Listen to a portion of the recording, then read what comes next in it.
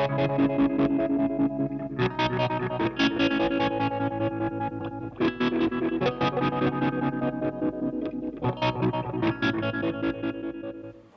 guys, power supply build here. This one came more from necessity than from desire. I had one that was pretty much, which was very similar, and it blew up. I have a few suspicions why the capacitors on them blew up. Actually the inside coils just went poof, and they sort of came out like a party popper. So that was gone, and it was in the 15. You can see that build report on my channel. It was in a 1590A, but it got really tight. Would have been better in a 1590B like this one is, but funny enough, the PCB I've designed for this one can actually fit easily in a 1590A. I'll go into more detail about that in a moment. So this is a 1590B, so it's easily serviceable. It doesn't take up too much room. I've got 5 outputs. They're not isolated, they're daisy chained. I'll go into more about the technology behind the power supply in a moment. We'll just talk about just sort of introduce you to what I've done and why. So yeah, the other one blew up, and I think that maybe it could have been because I was using some pretty rubbish quality capacitors in it when I used to use components from a popular store, which I'm not going to mention the name of. You'll know straight away who I'm talking about, most likely. I suspect they may have just been really bad and blown up, or I put a 9-volt, accidentally inserted a 9-volt positive barrel into this DC jack, and obviously then the capacitor is going to be reversed. You're going to have plus and minus around the wrong way. Polarity is going to be wrong, and they could blow up. It's probably more likely that happened than the other way around. Then the quality of the parts not being very good. But for a power supply, you're probably going to want to look at getting some decent quality caps and things. There's me. Hi. I'll talk about this finish in a minute. Something I've been doing a lot of lately. So no, actually, I'll talk about that now because I'm pretty much finished on why I built it. Just one quick note, I do have another power supply. This was my old one. The DC jack died. I put one of these little mini ones on the input. I hate those external ones. Well, look, I hate the ones that I got. They were really poor quality, these external jacks. That's why I've had to replace it, because it was rubbish. And the input, what is it? It's the power pellet, and it's just got basically a there's the wrong size holes that I drilled. Actually, no, I think I drilled them too close to the outside of the enclosure. I couldn't actually fit the DC jacks in, so I did it on the back. And I actually put a white sticker over it before. You couldn't see it, but it's come off. So yeah, it's just a filter with an inductor on the input, and you could still use it if you have built one of those. You could actually still use it on the input. Just make sure that the voltage that you're putting on the input of this can handle it. This will be able to handle it, no doubt, and I'll go into that in a moment. But this might not, like the capacitors that you use, have to be rated correctly. It's actually probably only the capacitors you'd need to worry about with that. So you could put the the pre-filtered DC signal into this, which will give it more filtering, and then it will be regulated. So you have a ton of filtering if you did put the power pellet on the input. If you've built one of my power pellets, I'm not going to bother because I get a clean enough signal out of that. It's like 99. This is kind of like I've explained to people before that have asked me the question. This is kind of like a 90% filtering. You can still hear some noise. This one's like 99. You really have to crank your amp up to hear any noise. So let's talk about, just quickly, the finishing that I've done, because people will probably ask. It's quite eye-catching. That's obviously epoxy, which I've been doing a lot of. This is painted with a Posca for the silver, and acrylic hand brush with a brush painted on by hand. And I've just done a gradient with the dark. Add black to the blue at the top, add white to the blue at the bottom, just to make this sort of gradient. It's hand painted, so you can't expect it's going to come out perfectly, but I don't care. I reckon that looks great, and it's it's easy. It's relatively easy to do for do-it-yourselfers, which is another reason why I've been doing this lately, because I'm trying to do more do-it-yourself friendly approaches than stuff that, like powder coating and things where you got to spend a lot of money to set up. I'll still do things like that, but I'm also looking at ways that you can just do these things in your study, or at your desk. And the epoxy is another finish that you can do easily at home. I got tutorials on that. Either I've uploaded them or I will upload if I haven't done them yet. But you'll see them come up, or you may have already seen them. So yeah, that's it'll go into detail about how to do that epoxy finish. Didn't epoxy the sides, and I go into detail why I don't bother doing the sides anymore in the epoxy video. But effectively, it is because when it's like this, the sides don't really matter. You can't really tell. And if I had actually put a clear coat over the whole lot and then epoxied, it would be even less obvious, because that doesn't have any sort of shiny surface on it. That's just the bare black powder coat. So it could be a good idea to powder coat it with clear, then put epoxy on, because then it would be shiny. And I'm going to have to do that actually, because I reckon that would look pretty good. So that is effectively the aesthetics of it. These are all in line. They're not, as you'll see when I open up the the filter, the regulator. These are all in line. They're not separate. They're not isolated. If you want to do isolated outputs, you need to start looking at using a transformer. And when you're talking about transformers, generally you're talking about high voltage. So I don't feel comfortable with it, and I certainly don't feel comfortable having a project that is working with high voltage, because I wouldn't want to be responsible for someone hurting themselves. There is a small caution with this one too though, and I'll go into that in a moment. So let's open it up, have a look on the inside and see what I've done.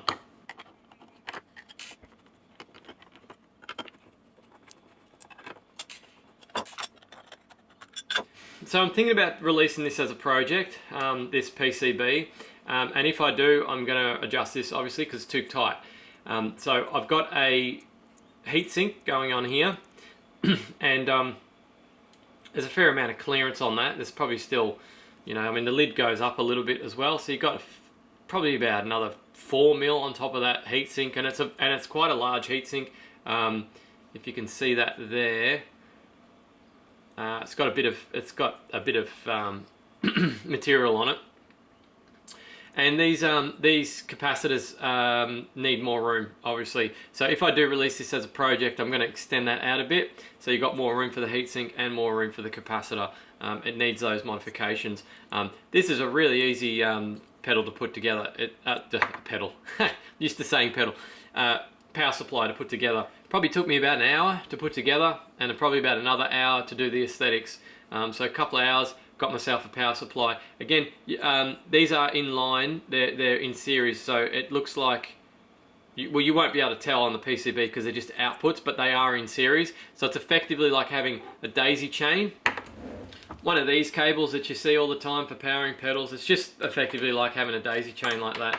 I hope you can see it in the video, but you know what I'm talking about. These that you plug your pedals up with, they all go in series. So that is effectively the same thing. So you don't have to do 5. Whoops, sorry, knocked the camera. You don't have to do 5 like I've done. In fact, what I was saying before about the 1590A, if you did do a 1590A, you could put this, I've checked it, and it does fit inside a 1590A, and just have your input on this side and your output on that side, and then use a daisy chain off the output, and then you'd be able to get it in a 1590A. Or you could have a couple, you have 2 on the out. You might be able to fit 2 there. You'd have to test it, but yeah, you could have more than one output probably. You should be able to fit more than one, because it doesn't take up much room. Very easy to put together. I have actually used a 1 watt on this resistor here. You have to check the build doc. Sorry, I can't remember what the resistor was, but I think it's a low value resistor, which is why you have to why it's a good idea to increase the wattage, just in case you're pulling a lot of current through this thing. You want to make sure that it can handle it, doesn't burn out. I think it was 240 ohms from memory. So just see if you can get a 1 watt for that. I actually had some, I think they were Droloric or whatever they're called, that brand, and they're made from a substance, I can't remember, something oxide, metal oxide, I can't remember, but they're actually suited for power supplies. I've actually got hundreds of them, so I don't know, maybe I'll put them on the web store so that you can buy them from me if you end up getting this project. And I'm looking into supplying these heat sinks as well, just so you can get everything from the one place if you want to build it, instead of having to look around. All this stuff is from my web store. 470 microfarad. I only use what I sell these days. The voltage regulator, which is an LM3. It's not the one I usually use, so I can't remember the name. Let me have a look closely. LM317T. That's the voltage regulator. Yeah, even the hardware I'm looking at supplying, so the heatsink and the hardware will come together. They were separate. I had to source them. I'll just get everything together to make it as simple as possible for you to put one together. And I also mentioned now too, I'm going to actually show you through my amp just a standard, as you Americans would call it, wall wart, 9-volt wall wart without the regulator, and then with the regulator, so you can hear the difference. So you need to have a higher input than you have on the output, just while I think of it while I'm talking about that. So I'm using 12 volts on the input and 9 volts on the output, and I think from memory from the data sheet, this thing can take a difference. It's not connected to ground, so it's actually the difference between the input and the output, and the difference between the input and the output can only be 30 volts, but chances are you're not a qualified electrician, or you're probably just a hobbyist, so I would caution against having such a big difference. I'm also concerned about the heat dissipation. I know that's related to the current that it's pulling as well. If you're going to be pulling 1 amp, you're going to want to probably do something a bit better than the heat transfer solution that I've chosen. You're going to want to do something a little bit more heavy duty. But yeah, same with the 30 volts. And 30 volts, if you got a difference of 30 volts, you got 9 volts in the output, so you're going to have like, you know, close to 40 volts on the input. You could shock yourself with that, so it's probably not a good idea to do that. So I've just gone the safe option. I suggest you probably should too. 15 volts, 18 volts you might be able to get away with without hurting yourself, but you know, you're getting 30 volts, 40 volts, it's getting high up, so you're going to want to be careful. So just all you got to do is just find a wall wart around your house that's got 12 volts, DC, not AC. This isn't set up for AC. I don't have AC regulation on the input, because AC adapters, for some reason, all the adapters I have around my house are DC. Very rarely find an AC adapter, so I just left the AC rectification off the power supply. So you're looking for a DC power supply and low voltage. I wouldn't suggest using 30 volts, 40 volts. I mean, the other thing too, the higher you get with the voltage and the current, the more you need to know what you're doing to make sure that you don't blow something up as well. You're putting more voltage through, and you need to be more careful with the types of capacitors and things that you're using. There's less margin for error as the voltage and the power dissipation goes up. So yeah, just use 12 volts on the input, 9 volts on the output. You'll be fine. Those voltages are fine to work with. And yeah, this little trim. Just talk about this little trim pot too. That actually sets the voltage on the output as well. So you have 12 volts in, you have something on the output, you just adjust that till you've got 9 volts on the output, and then you're fine. And it's quite stable too, the 9 volts on the output. So also I mentioned before about the current. When you're powering pedals, you're usually using a very, very little current. I'd be amazed if you're going to use 1 amp unless you're powering a lot of pedals. You could do it, or a lot of power-hungry pedals. You could do it, but you probably be unlikely to crack the half amp. I reckon even half amps quite a lot. Depends on the effects as well, because modulation effects can use more. If you're using like 10 modulation effects, you might get up to half amp or something, but they generally don't use that much. Boosts and things like that use bugger all current. So yeah, also going to have to make a bit of an adjustment there, because the heatsink's almost touching the power as well, which could actually be a problem for a 1590A. I'll leave comments on the build doc for this if I end up doing the project, so that you can see whether it will fit in a 1590A or not. I may just stick to a 1590B for this, because it's just becomes too squashy. You know, you're trying to cram everything in. I think it would just be just go up a size and make your life so much easier. So I think that's pretty much it for the details. We'll have a listen to it, a test for noise. We'll hear what the noise sounds like out of this thing, whether it's got a lot of noise or not. I can't hear much noise, and I do have a pedal that I like to test with noise, because it's got no filtering. The pedal has no filtering on it, so it will just pass every bit of noise from your power supply pretty much. So let's have a listen to it. So it might actually be a good idea to put a bit of red electrical tape or something around your 12 volt DC, because if you put, I don't know, would you put 12 volt in the back in the wrong socket? You may, and even if you've got a 9 volt, I think I do have a 9 volt in here, which could cause a bit of confusion. You just don't want to put the wrong one in the wrong side, because you'll blow up. If you put the polarity around the wrong way on that, you'll blow up your capacitors. You'll be replacing them every 5 seconds. So just put some tape around it, or you could use a 2.5 millimeter. No, actually, you still be able to stick the 2.1 mil in there. No, that's not going to help. Just put something on there to identify which one goes in the back, so you don't stuff that up. So, whoops, let's just pop that in. So that just goes in the back, and then you've got your 9 volts out the front. I'll grab a multimeter to show you. I've already set the trim pot to 9 volts, so it's in the right spot. So we're actually positive on the barrel, because it's a pedal. So there you go, 9 volts, pretty much dead on. It's very stable, very accurate. It's very accurate when you adjust that trim pot. You just get it. It's very easy to get 9 volts. It didn't take me long to wasn't very fidgety trying to get 9 volts on the output. So let's have a listen to it now. So this is going to be a bit of a not so much unfair, but we're going to be comparing two different things. So firstly, we're going to be having a listen to. Sorry about the shoddy camera. I'll just get it in shot. We're going to have a listen to the voltage regulator. I'll leave the voltage on. I'll leave the volume on the pedal on the amp at the same level, and then I'll power the pedal with just a standard. I think it's a Godlike or something like that. I don't know, but it's a bit of a noisy pedal power supply, but it's pretty typical for a wall wart. So I'll show you that, powering it with that next, and you can hear the difference. So this is the pedal in question. It's a super hard-on clone and Succubus boost, and it doesn't have any power. It doesn't have any filtering at all, and it will just pass pretty much all of the noise from the power supply through. So this is the one that we're going to be testing. Okay, so I've got my amp on 50%, as you can see, nearly 12 o'clock. Let's just stick it on 12 o'clock. And I've got the boost on 3/4.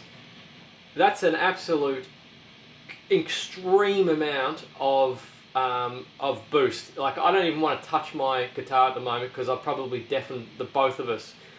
You can just hear a little bit of the noise. In fact, I'm going to move the camera closer so that you can get a clear difference between the two. So you can hear that sort of rustling sound. That's the noise that this regulator is passing. It's such a small amount. Like I said, the volume that's going on here is extreme. I'm very scared just sitting in front of the amp at the moment, because if a noise happens, a pop or something, I'm going to be deaf. So let's try it now with the 9 volt, the non-regulated 9 volt DC Godlike. So that's the actual power supply. If you want to look up the model, etc., it's pretty common. I think it's a pretty common power supply. So let's just plug that straight in, no regulation whatsoever, and hear what it sounds like. So